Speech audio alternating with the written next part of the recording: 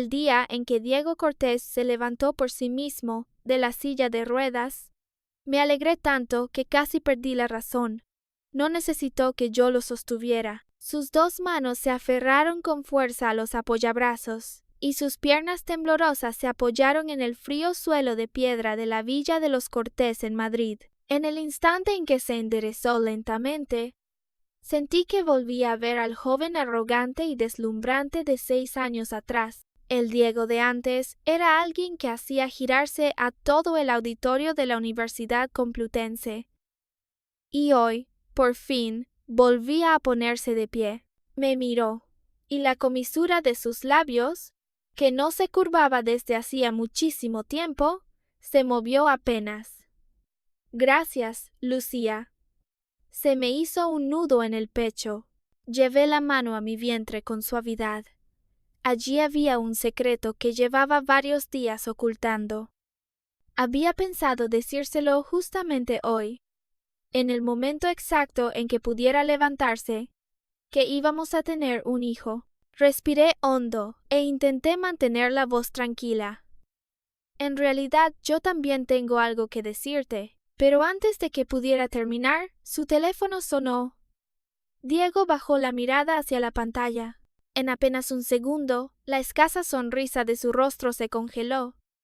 Vi aquel nombre, Elena Ruiz. Hacía muchísimo que no escuchaba ese nombre, pero bastó con que apareciera para que recordara el lugar que ella ocupaba en el corazón de Diego. Elena Ruiz, la luna blanca a la que él amaba, pero nunca había podido tener. Guardé silencio unos segundos y retrocedí medio paso. En mi rostro conservé una sonrisa lo bastante serena. Contesta. Yo salgo a pedirle a la señora Carmen que prepare algunos platos que te gustan. No dije nada más. Me di la vuelta y salí de la habitación. En el momento en que la puerta se cerró, sentí como si me hubieran arrojado agua helada al corazón. En el pasillo la señora Carmen me vio y sonrió con amabilidad. Señora Lucía, hoy he preparado muchos platos que le gustan al señor Diego. Usted está embarazada y también necesita alimentarse bien. ¿Quiere comer algo más? Claro. Yo estaba embarazada. En aquella enorme villa, aparte de mí, solo la señora Carmen lo sabía. Yo había pensado que Diego me miraría un poco más. Al menos entre nosotros habría un vínculo real. No solo los 6 años en los que yo lo había acompañado con un amor unilateral, pero desde la habitación llegó la voz temblorosa de Diego. ¿Cuándo volviste? Entonces lo comprendí todo, y no seguí escuchando, solo aparté suavemente la mano de la señora Carmen. No hace falta preparar nada, tía. Hoy Grupo Cortés tiene asuntos que atender. El señor Diego seguramente no volverá a cenar. Esa noche, hasta las 2 de la madrugada, Diego no regresó. Se fue con el doctor Álvaro Serrano, diciendo que iban a revisar su recuperación. Pero yo sabía que no era tan simple. Me senté sola en la sala, mirando fijamente el chat con Diego. La historia de nuestras conversaciones en realidad era muy aburrida. Casi todos eran mensajes míos. Le preguntaba si iba a cenar, si necesitaba cambiarse el medicamento, si hoy le dolía la pierna. Le preguntaba si quería escuchar mi informe sobre la situación de la empresa, y sus respuestas solían ser de 1 o 2 palabras. Sí, no, como quieras. Desde que nos casamos 6 años atrás, la frecuencia de nuestras conversaciones fue aumentando poco a poco, porque entonces, por fin, yo tenía una identidad legítima para molestarlo. Había amado en secreto a Diego durante 5 años. Llegué a pensar que en toda mi vida nunca habría ningún punto de cruce entre él y yo, hasta que él sufrió aquel accidente de tráfico. Su pierna izquierda casi perdió la capacidad de moverse. Una persona tan orgullosa como Diego, desde entonces, ya no se atrevió a levantar la cabeza delante de Elena. El día en que Elena se fue de España, reuní todo mi valor para confesarme a él. Él aceptó. Yo sabía que aceptó por rabia, por decepción, porque quería demostrar que todavía podía ser amado por otra persona, pero fuera cual fuera el motivo. Con tal de poder estar al lado de la persona que me gustaba, sentía que ya había ganado. Estuve tan feliz que no dormí en toda la noche. Después, cuidé de él en la silla de ruedas durante 6 años.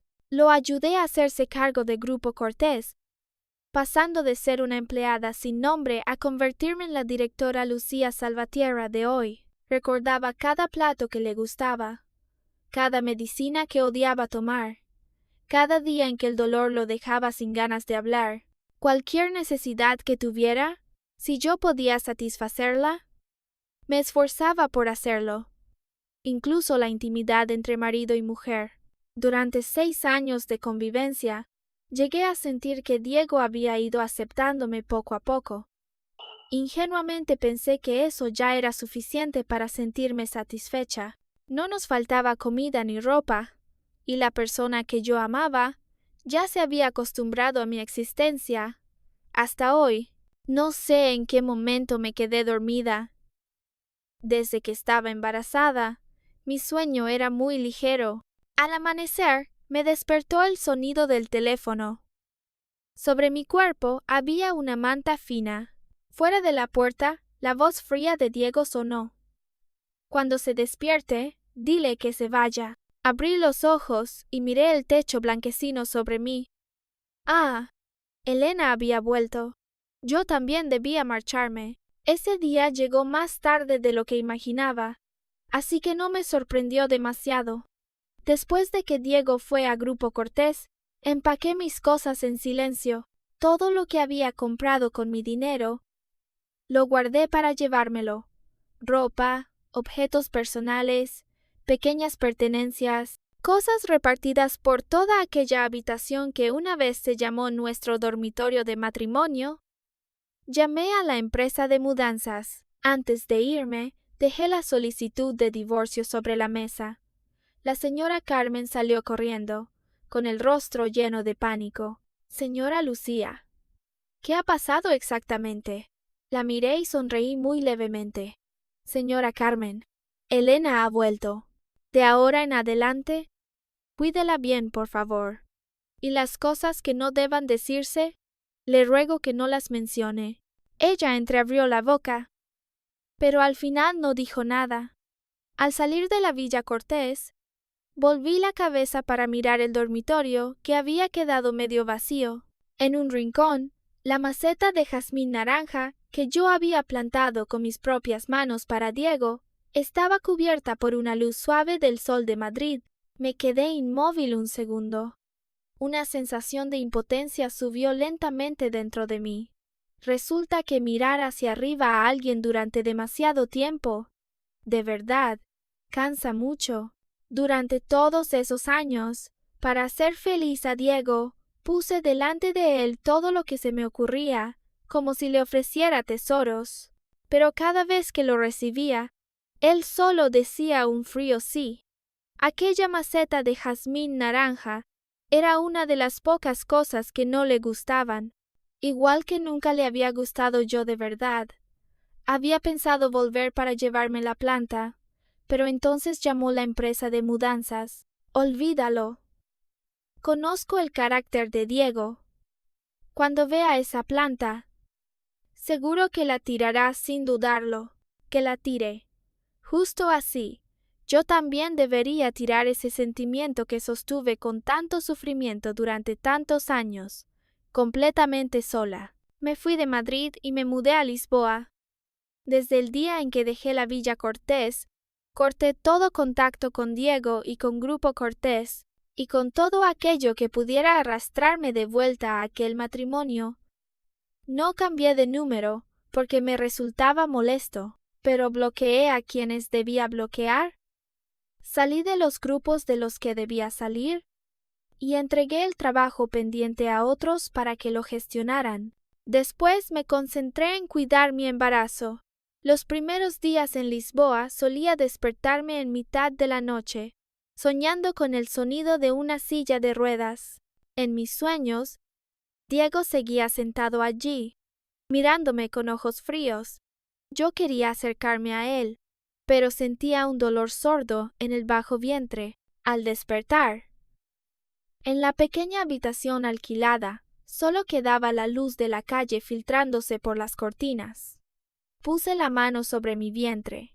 Me dije a mí misma que todo había quedado atrás. Yo ya no era Lucía Salvatierra, la que solo sabía mirar hacia arriba a Diego Cortés. Ahora, además, tenía a mi hija. Pero aunque me esforcé por desaparecer de su vida, de vez en cuando seguía escuchando rumores sobre Diego. Quien me los contaba era Inés Molina, una chica que había trabajado conmigo en Grupo Cortés. Ella me había acompañado desde que yo era una pequeña empleada anónima hasta que todos empezaron a llamarme directora Lucía. Dentro de la empresa, ella era la persona en quien más confiaba. Una vez, Inés me llamó, con una voz entre curiosa y desconcertada. Lucía, últimamente el señor Diego está muy raro. Ahora que sus piernas se recuperaron, debería estar más alegre, ¿no? ¿Por qué siempre parece tan melancólico como un perro callejero abandonado? Guardé silencio un momento y luego solté una risa muy suave. Quizá sus músculos faciales sufren de nostalgia. Inés también se rió al otro lado de la línea, pero enseguida bajó la voz. Últimamente, hay una chica hermosa que va a buscarlo a menudo, pero es muy extraño. Cada vez que entra en el despacho del director general, no pasa ni unas cuantas frases antes de que salga. Miré el vaso de agua frente a mí, pasando lentamente el dedo por el borde. Es normal. Una oficina no es un lugar para tener citas. Y además, continuó Inés, hoy el señor Diego vio el cactus que tengo en mi escritorio, y hasta me preguntó cómo suelo cuidar las plantas. Dime, ¿no es raro? Bajé la mirada. En mi mente apareció de pronto la maceta de jazmín naranja que había quedado en el rincón del dormitorio aquel año. Respondí en voz baja, quizá porque a ella le gustan. Después de eso, las noticias sobre Diego fueron cada vez menos. O tal vez no fueron menos, sino que yo ya no quería escucharlas. Pasé de la curiosidad a la evasión. Pasé del dolor a la calma. Empecé a aprender a cocinar platos sencillos y a ir sola a mis revisiones de embarazo. Preparé yo misma las cosas del bebé y firmé todos los documentos en los que antes, inconscientemente, siempre quería que alguien me acompañara. La siguiente vez que oí el nombre de Diego Cortés fue el día en que nació mi hija. Marta Navarro voló desde Madrid hasta el hospital de Lisboa. Vino a cuidarme. Tomó a la bebé en brazos y sonrió hasta que se le curvaron los ojos. Tengo que decir la verdad. Esta naricita y estos ojos de doble párpado son idénticos a los de Diego Cortés. Al oír ese nombre después de tanto tiempo, aún así me quedé paralizada un segundo.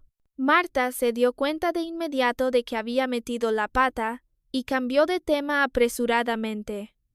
¿La niña ya tiene nombre? Sí. Miré a la pequeña bebé que dormía en sus brazos, con la voz ronca por el cansancio pero muy firme. Ella llevará mi apellido. Hice una pausa y añadí, de ahora en adelante, si quieres mencionarlo, menciónalo. Marta levantó la cabeza y me miró. Yo sonreí. De todos modos, hace mucho que lo dejé atrás. Llamé a mi hija Alba Salvatierra. Alba significa amanecer. Esperaba que ella fuera la primera luz después de la larga oscuridad de mi vida. Cuando Alba cumplió 5 años, la llevé de vuelta a Madrid para visitar a mis padres, como de costumbre. Justo entonces, el profesor Herrera envió una invitación para una reunión de antiguos compañeros. Él era mi antiguo profesor en la Universidad Complutense. Hacía muchos años que todos no se veían y querían reunirse un poco. Dejé a Alba al cuidado de mis padres. Antes de irme, la niña me abrazó por el cuello y me miró con sus ojos redondos llenos de curiosidad. ¿Mamá va a ver antiguos amigos? Sí. ¿Hay amigos hombres? Me reí y le acaricié la cabeza. Tal vez. Alba asintió muy seria, como una viejita. Entonces mamá tiene que ponerse un poco bonita. Yo no sabía si reír o llorar. La niña apenas tenía 5 años, pero a veces me daba la sensación de que en su cabeza escondía todo un mundo extraño. La reunión se celebró en un restaurante antiguo cerca de la Universidad Complutense de Madrid. Cuando entré en el salón privado, ya había muchos rostros conocidos. A algunos aún recordaba por su nombre. De otros solo me quedaba una vaga sensación de familiaridad. Lucía, Dios mío, no has cambiado nada. Sonreí y saludé a todos. Luego me acerqué al profesor Herrera para conversar un poco. Él seguía siendo como en mis recuerdos.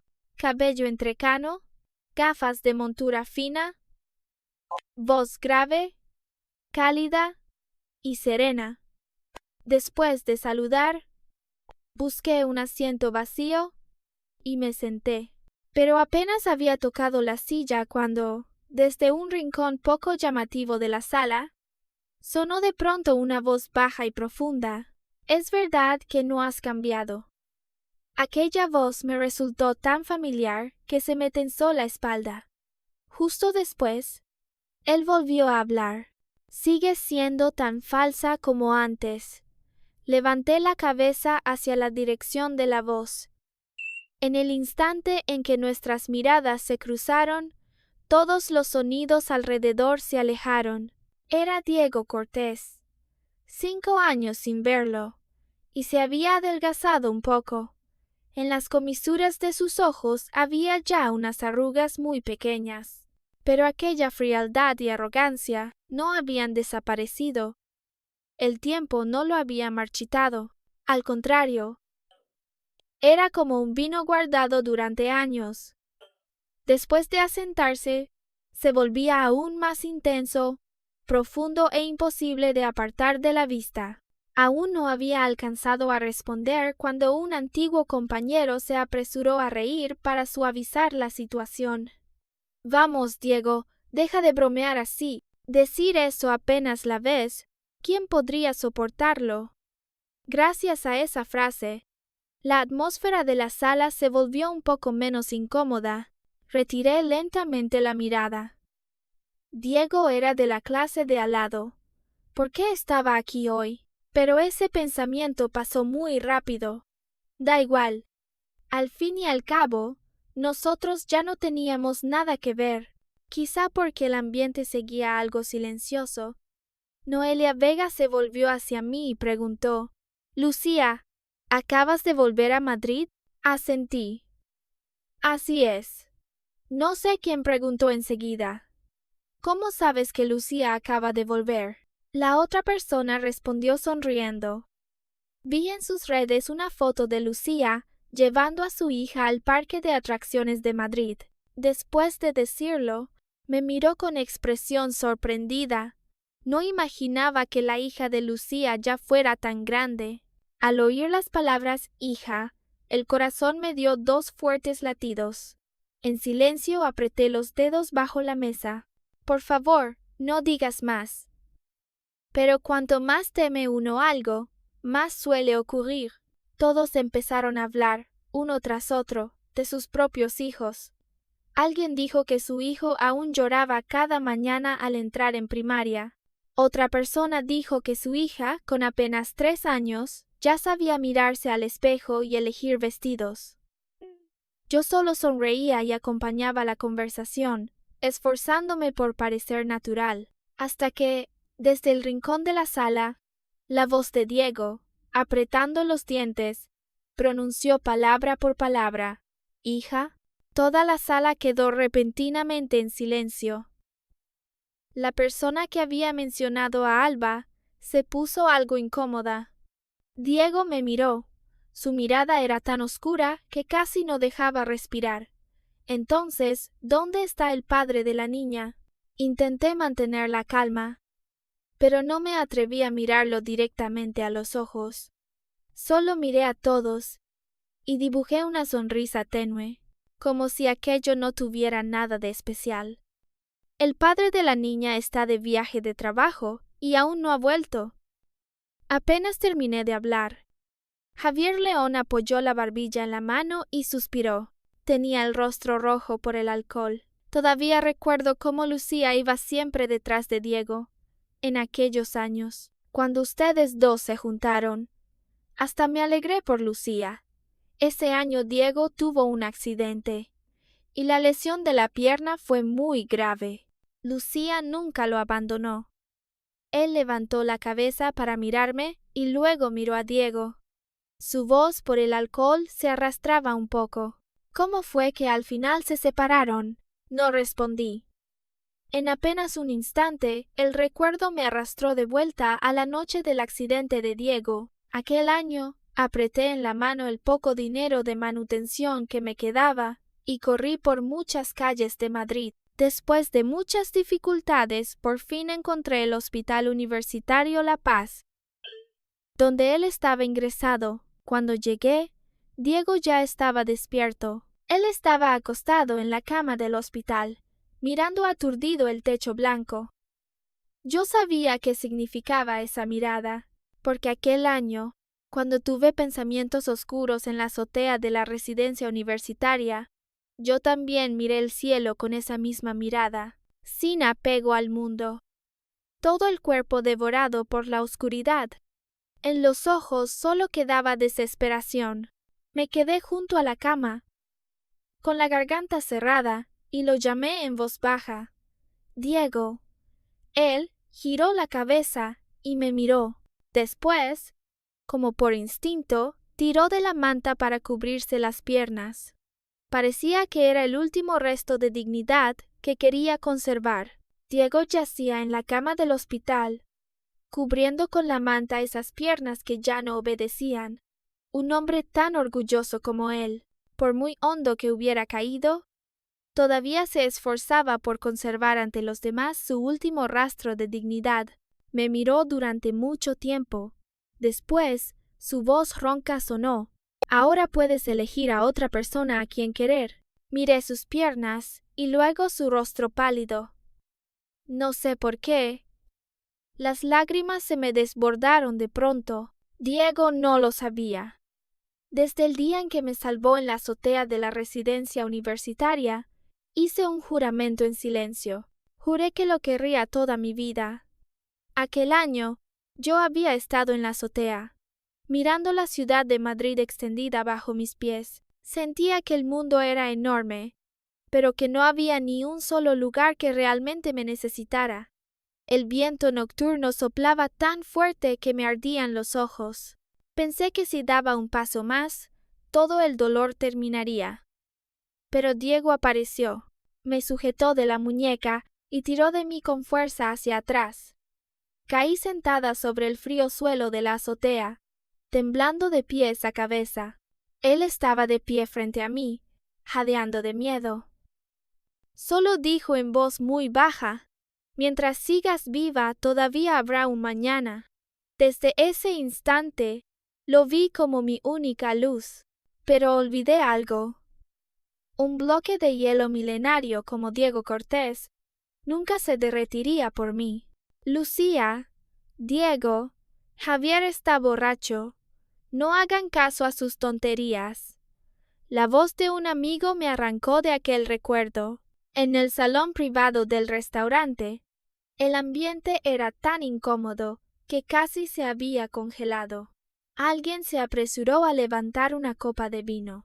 «Vamos, vamos, bebamos. Hace muchísimo que no nos reuníamos». Yo no dije nada. Apenas asentí y estaba por tomar mi vaso de agua. Entonces sonó el teléfono de Diego. Él lo sacó, bajó la cabeza y miró la pantalla. Luego colgó de inmediato. Entre sus cejas apareció una clara expresión de fastidio. Nadie preguntó nada más, pero justo cuando él colgó, Mi teléfono volvió a sonar. En la pantalla aparecieron las 4 palabras con las que tenía guardada a Alba, bestia de 2 patas. Y además, era una videollamada. Me masajé suavemente la sien, levanté la cabeza y les dije a todos: salgo un momento a contestar. Cerré la puerta del salón privado y caminé hasta un rincón tranquilo del pasillo del restaurante. Entonces acepté la llamada. Un pequeño rostro redondo se agrandó de inmediato en la pantalla. Mamá, ¿cuándo vas a volver? Miré la hora en la esquina del teléfono. Sonreí con impotencia. Pronto. Tú y la abuela, pórtense bien en casa. ¿Sí? Alba parpadeó con sus grandes ojos. La abuela dijo que mamá fue a buscarme un papá. ¿Ya lo encontraste? Solté un suspiro. No escuches las tonterías de la abuela. Mamá está por... ¿Esta es tu hija? Detrás de mí sonó de pronto una voz masculina. Me sobresalté. Agarré el teléfono y me giré de golpe. Diego no sabía desde cuándo estaba parado detrás de mí. Arqueó apenas una ceja, y la mirada con la que me veía llevaba un interés difícil de descifrar. Acto seguido, volvió a mirar la pantalla del teléfono, en mi mano. Yo escondí el teléfono apresuradamente detrás de mi espalda. ¿Qué pasa? ¿Necesitas algo? Oh, solo vi. Diego vaciló un momento, cuando volvió a levantar la cabeza. Su mirada se había suavizado mucho. La niña es muy linda y muy sensata. Lo miré con el corazón lleno de sospechas. Claramente, hacía un momento, en el salón privado, todavía me había dicho con tono sarcástico que era tan falsa como antes. ¿Por qué ahora parecía haberse convertido en otra persona? Así es, asentí, intentando contener la culpa en mi interior. Su padre y yo hemos dedicado mucho esfuerzo. Al segundo siguiente, desde el teléfono que hasta entonces estaba tranquilo detrás de mi espalda, la voz clara de Alba sonó con fuerza, rompiendo el ambiente de fingida calma. Tío. La gata que cría mi mamá sabe dar volteretas hacia atrás. ¿Quieres venir a mi casa a verla? 2 voces sonaron al mismo tiempo. Una era la de Diego. La otra era la mía. Cerré los ojos un segundo. El nombre bestia de 2 patas seguía siendo demasiado modesto. Debería haberla llamado pequeño demonio. Dije apresuradamente: los niños no entienden. Después le dije unas cuantas frases a Alba de manera superficial y colgué rápidamente. Justo cuando iba a buscar una excusa para irme de allí, el teléfono de Diego volvió a sonar. El timbre insistente era exactamente igual al de antes. Su rostro se ensombreció al instante. Al ver su reacción, no hacía falta adivinar quién llamaba. Elena Ruiz. Llegados a este punto, cada quien debería empezar una nueva vida. Lo ocurrido antes, hacía mucho que yo lo había dejado atrás. No quería quedarme en el pasillo del restaurante enredándome otra vez con el pasado. Le dije a Diego: si luego Noelia y los demás preguntan, diles que me fui antes para volver a casa y calmar a mi hija. Después de decirlo, pasé a su lado y caminé directamente hacia los ascensores. El timbre del teléfono detrás de mí se detuvo de pronto. Justo después, la voz de Diego sonó a mi espalda. Su voz estaba ronca, casi cargada de derrumbe. ¿Por qué te fuiste aquel año sin despedirte? Mis pasos se detuvieron. Te busqué durante mucho tiempo. Apreté con fuerza la correa de mi bolso. ¿Y aún tenía cara para preguntarme eso? Aquel año fue él quien dejó entrar a Elena. Fue él quien me dijo que me fuera. Fue él quien me hizo entender que mis 6 años a su lado, al final, no pudieron vencer. No pudieron vencer una llamada telefónica de la luna blanca de su corazón. No me di la vuelta. Justo cuando iba a refutarlo, la puerta del ascensor frente a mí se abrió. Levanté la cabeza por instinto. una figura con vestido blanco apareció ante mis ojos. Era Elena Ruiz. Llevaba un vestido blanco elegante, maquillaje cuidado y el cabello negro y suave cayéndole sobre los hombros. Salió del ascensor con calma, con una sonrisa amable en el rostro. Lucía, qué casualidad. Tú también estás aquí. Hacía mucho que no nos veíamos. La Elena frente a mí ya no parecía la Elena de mis recuerdos universitarios. Recuerdo que cuando estudiábamos en la Universidad Complutense casi nunca se maquillaba. Siempre tenía un aire elevado y puro, frío, como si cualquier adorno exterior fuera algo vulgar. Yo, en cambio, era completamente lo contrario. Desde pequeña siempre me gustó arreglarme. Además, como no tenía mala apariencia, en primer año de universidad me convertí en la flor del campus. Todavía recuerdo aquel día en que Elena me miró con desprecio. ¿De qué sirve ser bonita? Solo eres un florero ambulante. La voz fría de Diego me devolvió a la realidad. ¿Qué haces aquí? Levanté la cabeza para mirarlo. En su voz no se escuchaba ni una pizca de calidez. Elena apretó ligeramente los labios. Tu hermana me dijo que viniera. ¿Estás segura de que fue Isabel quien te dijo que vinieras? Los dos empezaron a intercambiar frases, pero a mí me pareció un poco gracioso. Ese tono frío de Diego, ni siquiera en la época en que más me odiaba lo había usado conmigo. ¿Esta pareja estaba peleando? Miré a Diego y luego a Elena, y de pronto sentí que la situación era tan incómoda que no valía la pena quedarme. La exesposa y la antigua luna blanca apareciendo al mismo tiempo, y además ambas éramos antiguas compañeras. ¿Cómo no iba a ser incómodo? Contacto. Entré en el ascensor. Justo cuando las puertas se cerraban lentamente, vi que Diego seguía de pie en el pasillo. Su mirada estaba fija en mí. Y Elena, de pie a su lado, finalmente perdió un poco la sonrisa amable de su rostro. Retiré la mirada. Cuando las puertas metálicas se cerraron por completo, solté un leve suspiro. Este reencuentro había sido peor de lo que imaginaba, pero por suerte, yo ya no era la Lucía Salvatierra de aquel año. Eran las 17:28. Al final, los cuatro nos detuvimos frente a la puerta de mi apartamento en Madrid. Durante el camino, Alba invitó con entusiasmo a Diego y al niño que iba con él a venir a casa a jugar. La niña habló tanto que no encontré ninguna oportunidad para negarme. Casualmente, mis padres se habían ido de viaje recientemente y el apartamento parecía más amplio de lo habitual sin sus voces familiares. Con dos personas más entrando, el ambiente por fin se volvió un poco más animado. Para ser sincera, mi habilidad para cocinar no era nada buena. Incluso después de tener a Alba, mi nivel solo llegaba a algo apenas comestible. Hoy también era así. Mientras yo me movía torpemente en la cocina, Diego estaba sentado afuera, a la mesa, guiando pacientemente a los dos niños con sus tareas bilingües. Era una tarea que les había puesto la profesora Morales. Su voz era baja, lenta, sin el menor rastro de impaciencia. De vez en cuando, incluso acariciaba la cabeza de Alba y la elogiaba por ser inteligente. Yo estaba en la cocina, mirando aquella silueta de un adulto y una niña, hasta quedarme distraída. Por poco quemo la comida en la sartén. Si aquel año nosotros no hubiéramos llegado a ese punto, si le hubiera dicho que estaba embarazada antes de que apareciera Elena.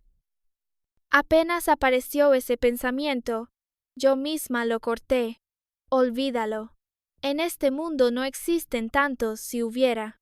En la mesa, Diego estaba sentado frente a mí. Comía muy despacio, a una distancia tan cercana. Por fin pude ver realmente su rostro. Estaba más delgado de lo que imaginaba. Sus rasgos seguían siendo afilados. Seguía siendo tan atractivo que era difícil apartar la mirada, pero entre sus cejas había algo más pesado que antes. Después de tantos años, tu habilidad para cocinar sigue sin cambiar. Diego levantó de pronto la cabeza y lo dijo. Yo curvé apenas los labios y respondí sin pensarlo demasiado. Entonces vuelve a comer lo que cocine tu esposa. Diego dejó los palillos. Pareció que mi frase le había hecho reír con impotencia. Su habilidad es igual que la tuya. Me quedé rígida. Él me miró con una mirada tan profunda que no se veía el fondo. ¿Y tú? ¿Por qué no se ve a tu marido? ¿Acaso su trabajo es tan ocupado? Yo bajé la cabeza, fingiendo estar ocupada sirviéndole comida a Alba. Está de viaje de trabajo. Se fue ayer y todavía no ha vuelto. El rostro de Diego cambió ligeramente. ¿A dónde fue? ¿Cuándo vuelve? Ayer dirás todo ta. Levanté la cabeza para mirarlo. No sé por qué. Aquella frase salió de mi boca tan rápido que ni yo misma pude detenerla. ¿Qué tiene que ver contigo? El ambiente en la mesa quedó en silencio por un segundo. Incluso yo me quedé atónita, porque delante de Diego siempre había sido obediente, amable y comprensiva. Nunca le había dicho palabras tan afiladas. Diego también se quedó aturdido. Un momento después, soltó una risa muy baja. Tienes razón. Bajé la cabeza y seguí comiendo, sin decir nada más. Antes de irse, los dos niños se quedaron junto a la puerta despidiéndose con nostalgia. Alba me tomó de la mano y seguía parloteando, diciendo que jugarían de nuevo la próxima vez. Diego y yo caminábamos detrás. El pasillo del apartamento estaba mucho más silencioso que el interior de la casa. La luz amarilla caía suavemente sobre sus hombros, haciendo que su silueta pareciera familiar y extraña al mismo tiempo. No sé por qué pregunté aquello. ¿Cómo va la recuperación de tu pierna? Diego me miró. Bastante bien. Solo que se detuvo, y de pronto giró la cabeza para mirarme directamente a los ojos. No es nada. Gracias. De verdad me quedé un poco desconcertada. El Diego Cortés de antes nunca me había dicho palabras así. Aparté la mirada, intentando que mi voz sonara normal. ¿Gracias por qué? Solo fue una cena. Además, los dos niños también. Quiero decir, gracias por haber estado conmigo todos esos años. Su voz era muy baja. Fuiste tú quien me salvó. Guardé silencio. Ah, resulta que se refería a eso. Entonces, aquellos momentos en que él fue amable conmigo en el pasado, solo fueron porque agradecía que yo hubiera estado a su lado en la etapa más oscura. Solo estaba agradecido. No había ningún otro sentimiento. Pero aquel año fui yo quien insistió en estar con él. Fui yo quien entró voluntariamente en ese matrimonio. Fui yo quien creyó que si me esforzaba el tiempo suficiente, aquel bloque de hielo algún día se derretiría por mí. ¿Cómo podía hablarse de soportar o sacrificar algo? En realidad, aquel año tú también me salvaste la vida, lo dije. Diego se quedó un poco sorprendido.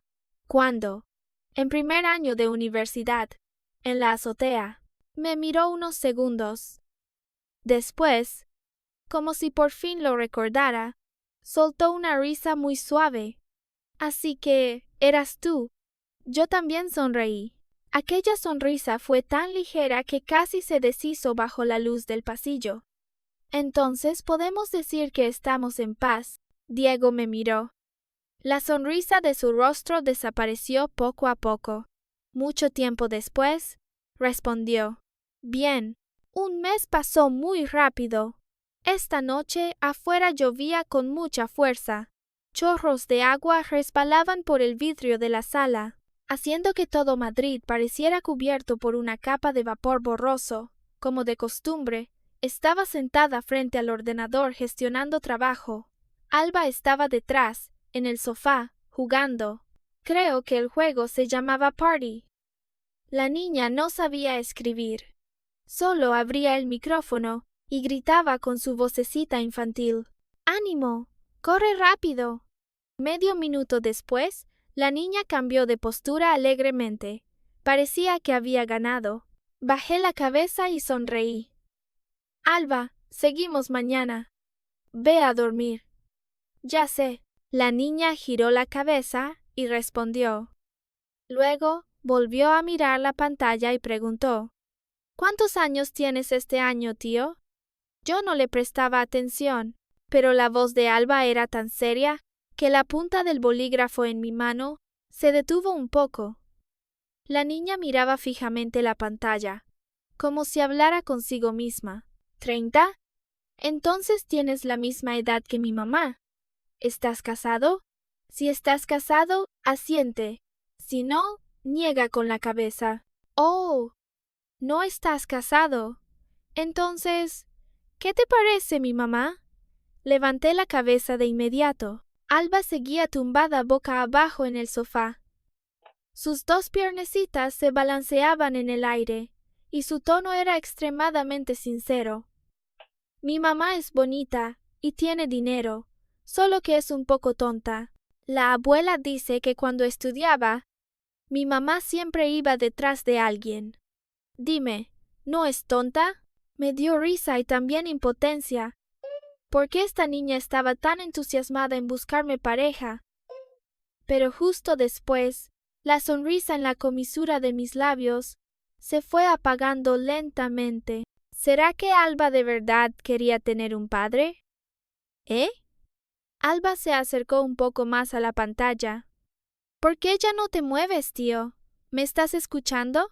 Miré la pequeña espalda de mi hija, y de pronto surgió en mi corazón una sensación de culpa difícil de describir. Me había esforzado por darle todo lo que podía. Le di mi apellido, le di un hogar, le di un amor que no necesitaba contenerse. Pero hay vacíos que, aunque yo no quiera admitirlo, siguen existiendo allí. Cuando terminé de trabajar, ya había pasado más de una hora. Alba se había quedado dormida en el sofá, todavía abrazando la tableta. La llevé en brazos a su habitación. La tapé con cuidado y luego volví a mi cama. Afuera, la lluvia aún no se había detenido. Me acosté en la cama y deslicé sin pensar por las redes sociales. Un nombre que hacía mucho tiempo no veía apareció de pronto. Era la señora Carmen. Hoy había publicado la foto de un bebé recién nacido. El pequeño bebé estaba envuelto en una manta suave. Su rostro estaba rosado y sus manitas cerradas parecían un capullo que aún no se había abierto. El texto de la publicación era muy simple. Por fin llegó el día de jubilarme y volver a casa para cuidar de mi nieto. Detrás añadía un emoticono sonriente y una flor. Miré la foto en la pantalla del teléfono. Tan rápido que la persona que había sido testigo de mi embarazo en la Villa Cortés aquel año, ahora también se había convertido en abuela. Y yo, por fin, ya no estaba de pie en el mismo lugar, esperando que alguien volviera la cabeza. Apagué la pantalla del teléfono. En la tranquila oscuridad de la habitación, el sonido de la lluvia fuera de la ventana parecía prolongarse sin fin. Cerré los ojos. Esta vez, en mi sueño ya no estaba el sonido frío de una silla de ruedas, ni tampoco la espalda lejana de Diego Cortés.